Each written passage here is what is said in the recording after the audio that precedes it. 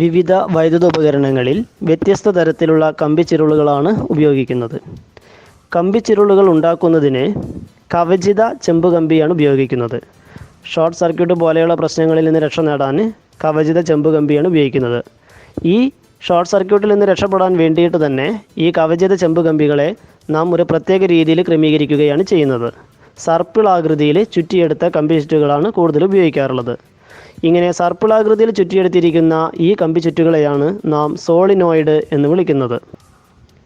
സോളിനോയിഡുകൾ ഉപയോഗിച്ചിരിക്കുന്നത് മോട്ടോറുകളിൽ ഉപയോഗപ്പെടുത്തിയിട്ടുണ്ട്. കമ്പിച്ചുരുളിലൂടെ വൈദ്യുതി കടന്നു പോകുമ്പോൾ അതിനു ചുറ്റും കാന്തിക മണ്ഡലം ഉണ്ടാകും എന്ന് നമുക്കറിയാം. ഇങ്ങനെ സർപ്പിളാകൃതിയിൽ ചുറ്റിയെടുത്ത കവചിത ചാലകമാണ് solenoid. A solenoid is an insulated conducting wire wound in the shape of helix.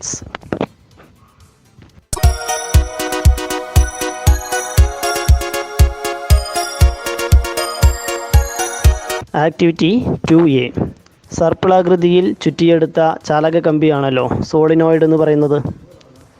ഇവിടെ 20 ചുരുളുകളുള്ള ഒരു കമ്പിച്ചുരുളാണ് കാണുന്നത്. ഈ സോളിനോയിഡിൽ 20 കമ്പിച്ചുരുളുകളുണ്ട് നമുക്ക് മനസ്സിലാക്കാം. ഈ സോളിനോയിഡിൻ്റെ ചുറ്റുകളുടെ എണ്ണം കൂട്ടുവാനുള്ള മാർഗം എന്താണ്? അതിൻ്റെ ഛേദതല പരപ്പളവ് കുറച്ചാൽ മതി. ഇനി ഈ സോളിനോയിഡിലൂടെ വൈദ്യുതി കടന്നു പോകുമ്പോൾ അതിന് സമീപത്തുള്ള കാന്തസൂചിക്ക് എന്താണ് സംഭവിക്കുന്നത്? ഇവിടെ വൈദ്യുതി സോളിനോയിഡിലൂടെ കടന്നു പോകുമ്പോൾ അതിൻ്റെ അഗ്രത്ത് വെച്ചിരിക്കുന്ന കാന്തസൂചി വിഭ്രംശിച്ചതായിട്ട് നമുക്ക് കാണാം. എന്താണ് വിഭ്രംശിക്കാൻ കാരണം? നാം നേരത്തെ പഠിച്ചുവല്ലോ, 2 കാന്തിക മണ്ഡലത്തിൻ്റെ ശക്തി അടുത്തു വരുമ്പോഴാണല്ലോ അവ വിഭ്രംശിക്കാൻ കാരണം. എന്നാൽ ഇവിടെ ഒരു മാഗ്നറ്റിക് കോമ്പസാണ് വെച്ചിരിക്കുന്നത്, മറ്റതെന്താണ്? ഒരു സോളിനോയിഡ് മാത്രമാണ്. എന്നാൽ ഈ സോളിനോയിഡിലൂടെ വൈദ്യുതി കടന്നു പോകുമ്പോൾ മാത്രമാണ് അതിൻ്റെ സമീപത്ത് കൊണ്ടുവന്ന കാന്തസൂചി വിഭ്രംശിച്ചത്. വിഭ്രംശിച്ചു എങ്കിൽ നമുക്ക് എന്ത് മനസ്സിലാക്കാം? ഇവിടെ 2 കാന്തിക മണ്ഡലം ഉണ്ടായി എന്ന് മനസ്സിലാക്കാം. ഒന്ന് മാഗ്നറ്റിക് കോമ്പസിന് ചുറ്റുമുള്ള കാന്തിക മണ്ഡലവും, 2 വൈദ്യുതി കടന്നു പോയ ആ സമയത്ത് ആ സോളിനോയിഡിലൂടെ വൈദ്യുതി കടന്നു പോവുകയും അവിടെ ഒരു കാന്തിക മണ്ഡലം ഉണ്ടായി എന്ന് മനസ്സിലാക്കാം. ഈ 2 കാന്തിക മണ്ഡലത്തിൻ്റെ പരസ്പര പ്രവർത്തന ഫലമായിട്ടല്ലേ ഇവിടെ മാഗ്നറ്റിക് കോമ്പസ് ഡിഫ്ലക്റ്റ് ചെയ്തത്. അപ്പോൾ എപ്പോഴാണോ സോളിനോയിഡിലൂടെ വൈദ്യുതി കടന്നു പോകുന്നത് ആ സമയത്ത് മാത്രമാണ് അത് എന്തായി വർക്ക് ചെയ്യുന്നത്? ഒരു കാന്തത്തിൻ്റെ ശക്തിയായിട്ട് മാറുന്നത്. ഈ സോളിനോയിഡിനുള്ളിൽ വായുവാണ് കാണുന്നത്, അതിനകത്ത് വായുവാണ്. അപ്പോൾ സോളിനോയിഡിനുള്ളിൽ അതിൻ്റെ വായു കോറായി ഉപയോഗിക്കുമ്പോൾ കാന്തശക്തി കുറവായിരിക്കും.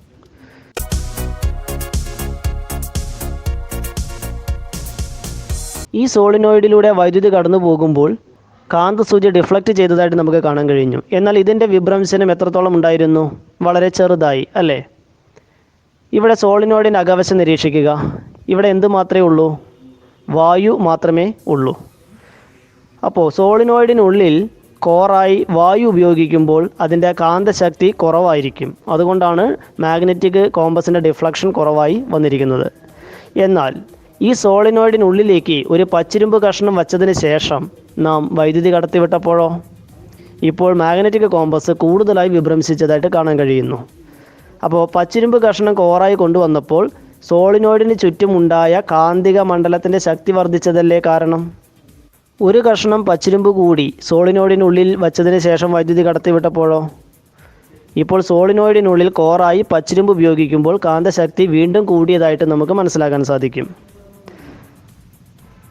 പച്ചിരുമ്പ് കോറിൽ ചുറ്റിയ സോളിനോയിഡിലൂടെ വൈദ്യുതി കടത്തിവിടുമ്പോൾ അത് വൈദ്യുത കാന്തമായി മാറുകയാണ് ചെയ്യുന്നത്. അതായത് സോളിനോയിഡിലൂടെ എപ്പോഴാണോ വൈദ്യുതി കടന്നു പോകുന്നത് ആ സമയത്ത് മാത്രമാണ് ഈ പറയുന്ന പ്രതിഭാസം ഉള്ളൂ അല്ലേ? അപ്പോൾ വൈദ്യുതി ഇല്ലാത്ത സമയത്ത് നമ്മുടെ കാന്തസൂചിക്ക് ഈ പറയുന്ന വിഭ്രംശനമൊന്നും കാണിക്കുന്നില്ല. അപ്പോൾ വൈദ്യുതി കടന്നു പോകുമ്പോൾ സോളിനോയിഡ് എന്ത് പ്രോപ്പർട്ടി കാണിക്കുന്നു? ഒരു കാന്തിക സ്വഭാവം കാണിക്കുന്നു. എങ്കിൽ അതിനെ നമുക്ക് വിളിക്കാം വൈദ്യുത കാന്തം എന്ന് വിളിക്കാം. സോളിനോയിഡിൻ്റെ കോറായി പച്ചിരുമ്പ് ഉപയോഗിക്കുമ്പോൾ കാന്തശക്തി വർദ്ധിക്കുന്നു. പച്ചിരുമ്പ് കോറിൻ്റെ ഛേദതല പരപ്പളവ് കൂടുമ്പോൾ കാന്തശക്തി വീണ്ടും വർദ്ധിക്കുന്നു. സോളിനോയിഡിൽ ഉണ്ടാകുന്ന കാന്തശക്തി വർദ്ധിപ്പിക്കാനുള്ള മാർഗങ്ങൾ എന്തെല്ലാമാണ്? ഇതുവരെ പറഞ്ഞതിൽ നിന്നും നമുക്ക് കൺക്ലൂഡ് ചെയ്യാം. വൈദ്യുത പ്രവാഹ തീവ്രത വർദ്ധിപ്പിക്കുക, സോളിനോയിഡിലെ ചുറ്റുകളുടെ എണ്ണം വർദ്ധിപ്പിക്കുക, സോളിനോയിഡിൻ്റെ കോറായി പച്ചിരുമ്പ് ഉപയോഗിക്കുക, പച്ചിരുമ്പ് കോറിൻ്റെ ഛേദതല പരപ്പളവ് കൂട്ടുക. When soft iron is used as the core of the solenoid, the strength of the magnetic field produced is increased. When the area of cross section of the soft iron core is increased, the strength of the magnetic field produced is again increased. Our conclusions are: increase the intensity of the electric current, increase the number of turns in the solenoid, use soft iron as the core of the solenoid, increase the area of cross section of the soft iron core. Activity 3A. ഇതുവരെ നമുക്ക് ഒരു bar കാന്തം എന്താണെന്ന് മനസ്സിലായി. അതുപോലെ തന്നെ സോളിനോയിഡിലൂടെ വൈദ്യുതി കടന്നു പോകുമ്പോൾ അത് ഒരു കാന്തമായി മാറിയല്ലോ, അതാണല്ലോ വൈദ്യുത കാന്തം. അപ്പോൾ ഒരു ബാർ കാന്തവും വൈദ്യുത കാന്തവും തമ്മിലുള്ള വ്യത്യാസങ്ങൾ എന്തെല്ലാമായിരിക്കും?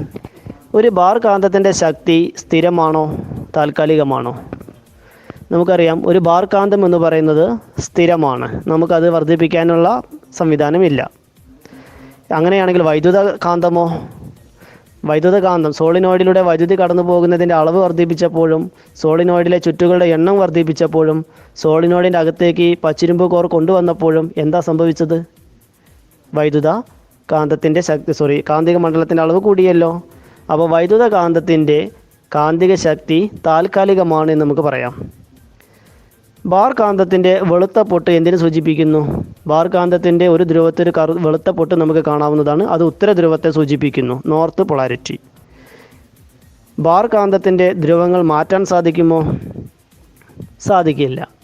അങ്ങനെയായാൽ ഒരു താൽക്കാലിക കാന്തത്തിൻ്റെ ധ്രുവത എന്ന് പറയുന്നത് വൈദ്യുതി കടന്നു പോകുന്നതിനനുസരിച്ച് അതിൻ്റെ പൊളാരിറ്റി മാറ്റാവുന്നതാണ്. ഒരു ദിശയിൽ നിന്നാണ് വൈദ്യുതി കടന്നു പോകുന്നതെങ്കിൽ സോളിനോയിഡിൻ്റെ ഒരു ഭാഗം നോർത്തും മറ്റേ ഭാഗം സൗത്തുമായി പറയാം. എന്നാൽ വൈദ്യുത പ്രവാഹ ദിശ വിപരീതമാക്കുമ്പോഴോ സോളിനോയിഡിൻ്റെ ധ്രുവതയും എന്തു തന്നെയായിരിക്കും?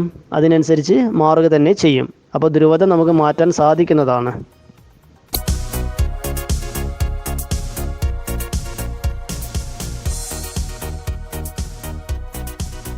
സോളിനോയിഡിലൂടെ വൈദ്യുതി കടന്നു പോകുമ്പോൾ സോളിനോയിഡിൻ്റെ ഒരു അഗ്രഭാഗത്ത് കാന്തസൂചിയുടെ ധ്രുവത കൊണ്ടുവരിക.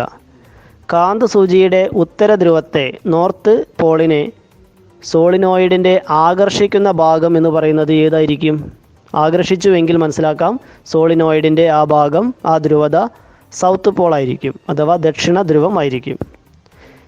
കാന്തസൂചിയുടെ ദക്ഷിണ ധ്രുവത്തെ ആകർഷിക്കുന്ന അഗ്രമോ? സൗത്ത് പോളിനെ ഏതാണോ ആകർഷിച്ചത് അത് നോർത്ത് പോൾ ആയിരിക്കും, ഉത്തര ധ്രുവം ആയിരിക്കും. If the north pole of the magnetic needle is attracted, south pole is formed there. If the south pole of the magnetic needle is attracted, north pole is formed there എന്ന് നമുക്ക് പറയാവുന്നതാണ്.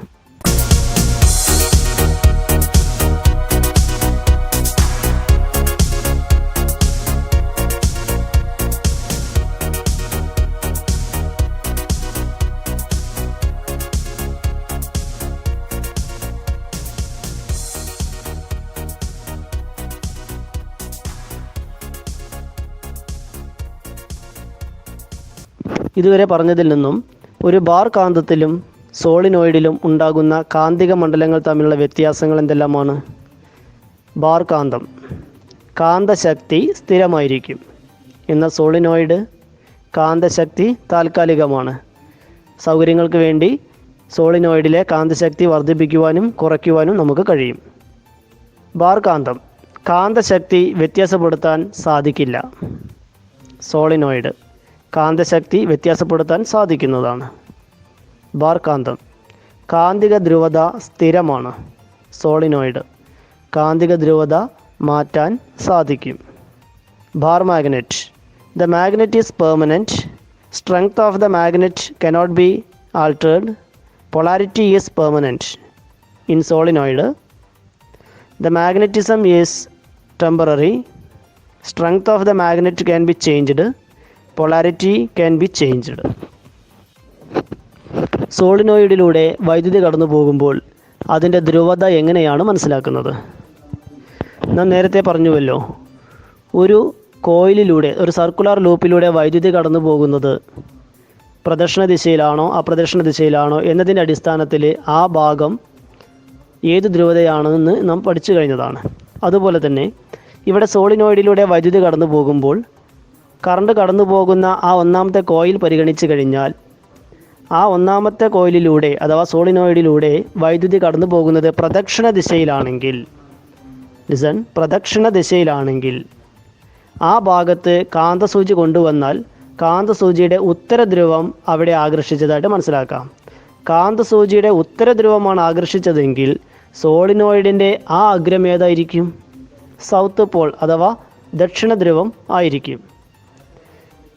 അങ്ങനെയാണെങ്കിൽ സോളിനോയിഡിൻ്റെ മറ്റേ അഗ്രം എന്ന് പറയുന്നത് അതിൻ്റെ വിപരീതമായിരിക്കും, എന്ന് പറഞ്ഞാൽ ഉത്തരധ്രുവം ആയിരിക്കും, നോർത്ത് പോൾ.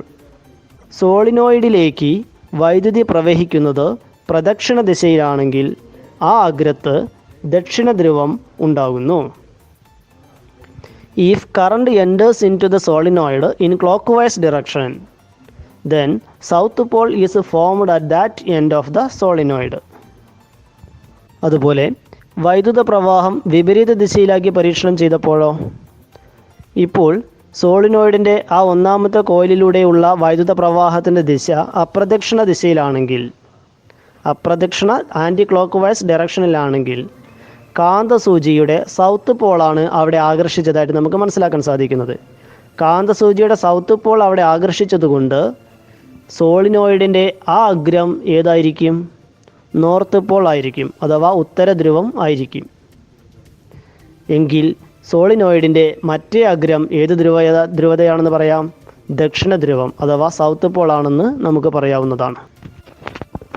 സോളിനോയിഡിലേക്ക് വൈദ്യുതി പ്രവഹിക്കുന്നത് അപ്രദക്ഷിണ ദിശയിലാണെങ്കിൽ ആ അഗ്രത്ത് ഉത്തരധ്രുവം ഉണ്ടാവുന്നു. If current enters into the solenoid in anti clock vice direction, then north pole is formed at that end of the solenoid. തന്നിരിക്കുന്ന ചിത്രം നിരീക്ഷിക്കുക. ഇവിടെ ഒരു ഭാഗം എസ് എന്നുള്ള ആകൃതിയിലും മറ്റേ ചിത്രത്തിൽ എൻ എന്നുള്ളതും കാണാൻ സാധിക്കുന്നു. അതിൻ്റെ ആരോ മാർക്ക് നിരീക്ഷിക്കുക. വൈദ്യുത പ്രവാഹത്തിൻ്റെ ദിശയാണ് ഈ ആരോ മാർക്ക് കൊണ്ട് സൂചിപ്പിക്കുന്നത്. ഇപ്പോൾ ഒന്നാമത്തെ ചിത്രം, വൈദ്യുതി പ്രദക്ഷിണ ദിശയിലാണ് സഞ്ചരിക്കുന്നത് എങ്കിൽ ആ ഭാഗത്ത് സൗത്ത് പോളാണെന്ന് മനസ്സിലാക്കാം. 2, വൈദ്യുതി അപ്രദക്ഷിണ ദിശയിലാണ് സഞ്ചരിക്കുന്നത് എങ്കിൽ ആ അഗ്രം ഏത് പോളായിരിക്കും? നോർത്ത് പോൾ ആയിരിക്കും. വൈദ്യുതി പ്രവഹിക്കുന്ന സോളിനോയിഡിൽ വൈദ്യുത പ്രവാഹം പ്രദക്ഷിണ ദിശയിൽ പ്രവഹിക്കുന്ന അഗ്രത്ത് ദക്ഷിണ ധ്രുവവും അപ്രദക്ഷിണ ദിശയിൽ വൈദ്യുതി പ്രവഹിക്കുന്ന അഗ്രത്ത് ഉത്തര ധ്രുവവും ആയിരിക്കും. The end of the solenoid at which current flows in the clock vice direction will be the south pole and the end at which current flows in the anti clock vice direction will be the north pole. കൂടുതൽ ഉദാഹരണങ്ങളുടെ അടിസ്ഥാനത്തിൽ ഒരു bar കാന്തത്തിൻ്റെയും സോളിനോയിഡിൻ്റെയും സവിശേഷതകൾ അല്ലെങ്കിൽ വ്യത്യാസങ്ങൾ ഒന്ന് പട്ടികപ്പെടുത്തുക. ഒരു കമ്പി ചുറ്റ് 2 രീതിയിൽ ചുറ്റിയെടുക്കാം. പ്രദക്ഷിണ ദിശയിൽ അല്ലെങ്കിൽ അപ്രദക്ഷിണ ദിശയിൽ. ഒരു സോളിനോയിഡിലെ ചുരുളുകൾ ഒരു ഭാഗത്തുനിന്ന് നിരീക്ഷിക്കുമ്പോൾ പ്രദക്ഷിണ ദിശയിലാണ് കാണുന്നതെങ്കിൽ എതിർ ദിശയിലൂടെ നിരീക്ഷിച്ചാലും പ്രദക്ഷിണ ദിശയിലായിരിക്കും കാണുന്നത്. സോളിനോയിഡിലൂടെ വൈദ്യുതി പ്രവഹിക്കുമ്പോൾ ഒരഗ്രത്തിൽ വൈദ്യുതി പ്രദക്ഷിണ ദിശയിലാണെങ്കിൽ മറ്റേ അഗ്രത്തിൽ അപ്രദക്ഷിണ ദിശയിലായിരിക്കും കാണപ്പെടുന്നത്. പ്രദക്ഷിണ ദിശയിലും അപ്രദക്ഷിണ ദിശയിലും ചുറ്റിയ 2 കോയിലുകൾ പരിശോധിക്കാം. രണ്ടിൻ്റെയും നമ്മൾ കാണുന്ന അഗ്രഭാഗം ബാറ്ററിയുടെ പോസിറ്റീവ് ടെർമിനലുമായി ബന്ധിപ്പിച്ചിരിക്കുന്നു എങ്കിൽ ഒന്നാമത്തേതിൽ സൗത്തും രണ്ടാമത്തേതിൽ നോർത്തും രൂപപ്പെടും. ഇനി രണ്ടാമത്തെ കോയിലിൻ്റെ അഗ്രഭാഗം ബാറ്ററിയുടെ നെഗറ്റീവ് ടെർമിനലുമായി ബന്ധിപ്പിച്ചു എന്നിരിക്കട്ടെ.